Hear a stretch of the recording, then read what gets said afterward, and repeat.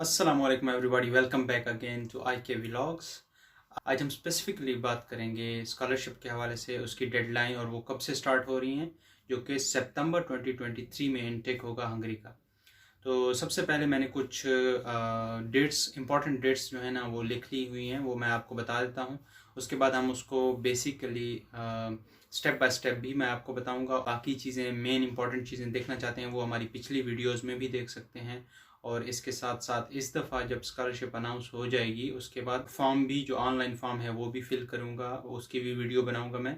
पिछली दफ़ा मैंने फॉर्म फिल किया था 2021 में आई थिंक, लेकिन ये है कि फॉर्म फिर अपडेट हो जाते हैं हर साल, तो इसकी वजह से जो है ना फॉर्म काफ़ी चेंज हो जाते हैं। तो काफ़ी चीज़ों में जो न्यू एप्लीकेंट्स होते हैं उनको काफ़ी प्रॉब्लम्स भी आती हैं। तो इस वजह से मैंने सोचा है कि इस दफ़ा जब भी अनाउंस होंगी तो मैं ऑनलाइन फॉर्म फिल करूँगा और आप लोग उससे गाइडलाइन ले सकते हैं। तो सबसे पहले चलते हैं कि स्कॉलरशिप अनाउंस कब होगी। तो स्कॉलरशिप इस दफ़ा भी अनाउंस 15 नवंबर को ही होगी और इसकी डेडलाइन होगी 15 जनवरी या 16 जनवरी, ऑलमोस्ट 16 जनवरी 2 PM। इस स्कॉलरशिप को अप्लाई करने के लिए आपको दो जगहों पे अप्लाई करना होता है। सबसे पहले HEC की वेबसाइट पे अप्लाई करना होता है। वहाँ पे मैं ऑनलाइन जब फॉर्म फिल कर रहा हूँ तो वो भी मैं आपको बता दूंगा, वरना आप पिछली वीडियोस में भी फॉर्म फिल हैं, वहाँ पे भी जाके आप देख सकते हैं। और उसके अलावा जो दूसरा ऑप्शन होगा वो स्टाइपेंडियम हंगेरिकम की वेबसाइट पे अप्लाई करना होगा। टेम्पस पब्लिक फाउंडेशन की वेबसाइट है बेसिकली। तो ये दो जगहों पे अप्लाई करना होता है और इसका जो टोटल एक्सपेंडिचर होता है एप्लीकेशन का वो HEC की फ़ी ही होती है। और वो I think last year change हुई थी, उससे पहले 500 होती थी और लास्ट ईयर चेंज हुई थी 1000। तो इस दफ़ा भी शायद 1000 या 1500 समथिंग इस तरह ही कुछ होगी। ये टोटल फ़ी है स्कॉलरशिप को अप्लाई करने के लिए। और अगर हम बात करें एलिजिबिलिटी की, तो इसके लिए बैचलर, मास्टर और PhD सब अप्लाई कर सकते हैं। और जो अभी FSC कर रहे हैं वो यहाँ पे एलिजिबल नहीं होंगे।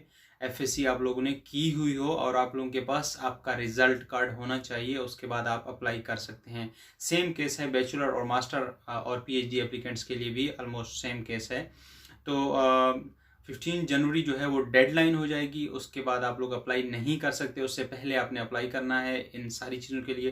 डॉक्यूमेंट्स आपको मैं बता देता हूँ, और डॉक्यूमेंट्स में सबसे पहले आपको ID कार्ड चाहिए। अगर आपके पास पासपोर्ट है तो अच्छा है, अगर नहीं है तो कोई मसला नहीं है पासपोर्ट का भी। इंग्लिश प्रोफिशिएंसी सर्टिफिकेट चाहिए, जो आपके कॉलेजेस होंगे पिछले या यूनिवर्सिटी होंगे वहाँ से आपको बनवाना पड़ेगा।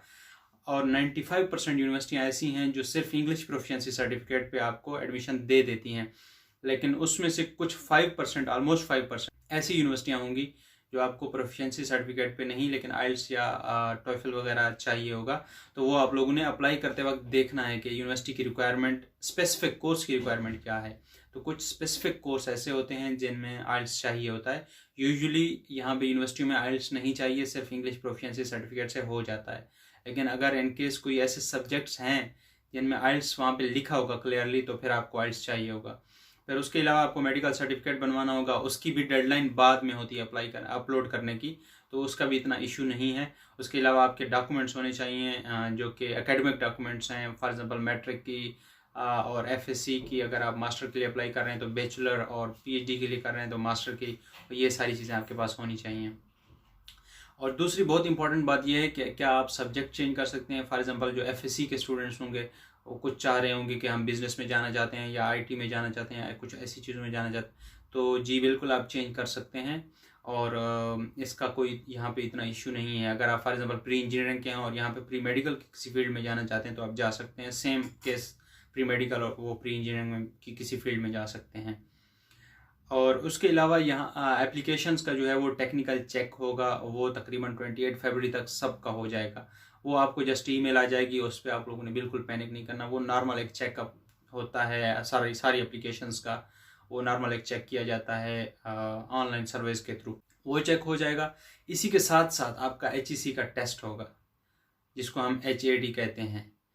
ये जो टेस्ट है ये 16 जनवरी के बाद आपको HEC गाइड करेगी। इसके बारे में आपको रोल नंबर स्लिप देगी। वो हो सकता है 1 वीक के बाद दे, हो सकता है 1 मंथ के बाद दे, ये डिपेंड करता है। हर साल जो है ना टेस्ट की टाइम लाइन या उसकी जो डेट होती है वो चेंज होती है। और ये जो HAT टेस्ट है ये नॉर्मल HAT टेस्ट से बिल्कुल डिफरेंट है। पैटर्न सेम हो सकता है पर ये टेस्ट सिर्फ एक दफ़ा ही होगा साल में, और ये सिर्फ जो HAT टेस्ट स्टाइपेंडियम हंगेरिकम के लिए लिया जाएगा, ये सिर्फ इसके लिए ही वैलिड होगा। इसके अलावा कोई टेस्ट और वैलिड नहीं होगा। जो बैचलर के लिए अप्लाई कर रहे होंगे उनका जो कोर्स होगा वो सारा FSC से रिलेटेड होगा, और जो मास्टर और PhD के लिए अप्लाई कर रहे होंगे उनका जो कोर्स होगा वो रीजनिंग, एनालिटिकल और ये सारी चीज़ें, इस तरह के क्वेश्चंस होंगे।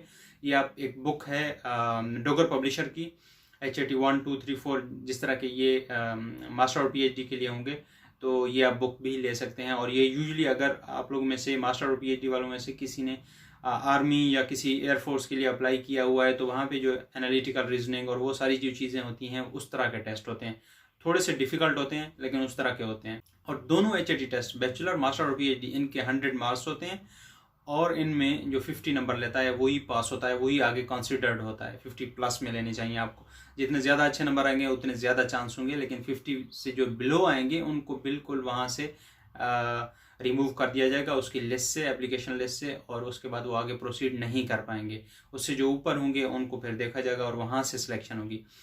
और अब अगर सीट की बात की जाए, टोटल एप्लीकेशन यहाँ पे कितनी एक्सेप्टेंस होंगी, तो फर्स्ट ऑफ ऑल ये होता था पिछले जो 5-7 साल जो भी एप्लीकेंट्स आते रहे हैं, तो ये होता रहा है कि 200 जो एप्लीकेंट्स थे वो आते रहे हैं यहाँ पे, ऑलमोस्ट 200 एग्जैक्टली कोई भी नहीं आया है हर दफ़ा।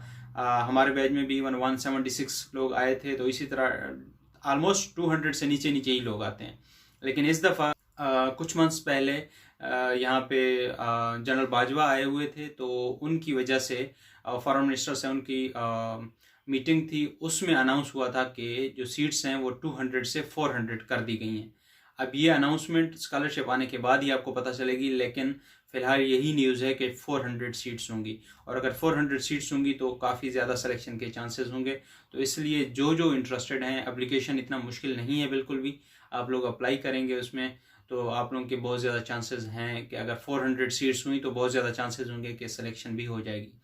और एक और इम्पॉर्टेंट जो बात है वो ये है कि लास्ट ईयर भी मेडिकल और डेंटिस्ट्री की फील्ड, नर्सिंग और फिजियोथेरापी और फार्मेसी वगैरह, ये फील्ड्स भी अब से पाकिस्तान के लिए वैलिड हैं। प्रोफेशनल पायलट की फील्ड भी वैलिड है पाकिस्तान के लिए, तो आप लोग इन फील्ड्स में भी अप्लाई कर सकते हैं। कंपटीशन बहुत ज़्यादा होता है इनमें, तो आप लोग ये दिमाग में रख के करें कि अगर आप लोग compete नहीं कर पाए दूसरे एप्लीकेंट्स को, तो आप लोग रिजेक्ट हो जाएंगे स्कॉलरशिप के लिए, फिर आप लोग अप्लाई नहीं कर सकते दोबारा। उसके अलावा जो 15 मार्च तक जो PhD एप्लीकेंट्स हैं, 15 मार्च तक जो सुपरवाइज़र स्टेटमेंट इशू करते हैं वो 15 मार्च तक हो जाएंगी।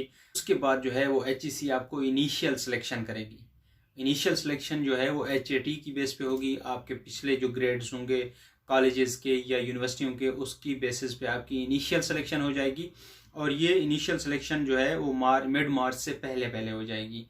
मिड मार्च से लेके एंड ऑफ मई तक ये जो एक टाइम पीरियड है, इस टाइम पीरियड में यूनिवर्सिटी आपके टेस्ट कंडक्ट करती है, कुछ यूनिवर्सिटियाँ, और कुछ यूनिवर्सिटियाँ आपके सिर्फ इंटरव्यू लेती हैं।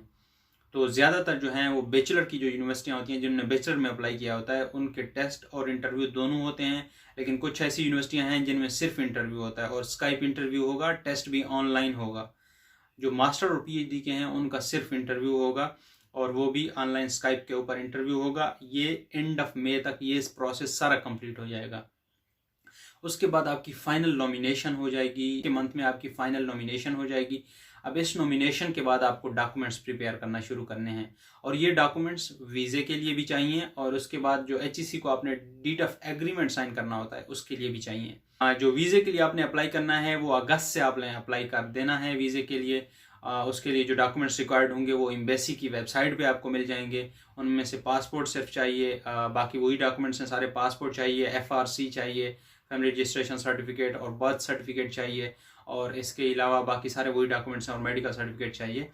जो HEC का डीड ऑफ एग्रीमेंट होगा वो आपने एम्बेसी इंटरव्यू से पहले आपने उसको सबमिट करना है, और उस डीड ऑफ एग्रीमेंट में आपने स्टाम्प पेपर के ऊपर प्रिंट करना है, वो आपको भेजेंगे, वो प्रिंट करना है, वो सिग्नेचर वगैरह कराने हैं, वो सारी चीज़ें कराने के बाद आपने वहाँ पे सबमिट करना है। उसके बाद जो है आप एम्बेसी में अप्लाई कर सकते हैं वीज़े के लिए, और जो आपका वीज़ा होगा वो तकरीबन सितंबर के मंथ से लेके या अगस्त के एंड से लेके सितंबर के मंथ तक ये लग जाता है, इतना टाइम।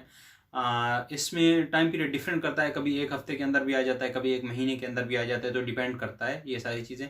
लेकिन क्लासेस जो हैं वो सेकंड वीक ऑफ सितंबर से स्टार्ट हो जाती हैं, और जो फर्स्ट ईयर के स्टूडेंट्स होते हैं उनको अलाउ होता है कि वो 30 सितंबर तक क्लासेस ज्वाइन कर सकते हैं। उससे अगर बाद में भी आपका वीज़ा आता है तो आप जो है ना कोऑर्डिनेटर से कांटेक्ट करके आप यहाँ पे आ सकते हैं दोबारा, और अपनी पढ़ाई कंटिन्यू कर सकते हैं।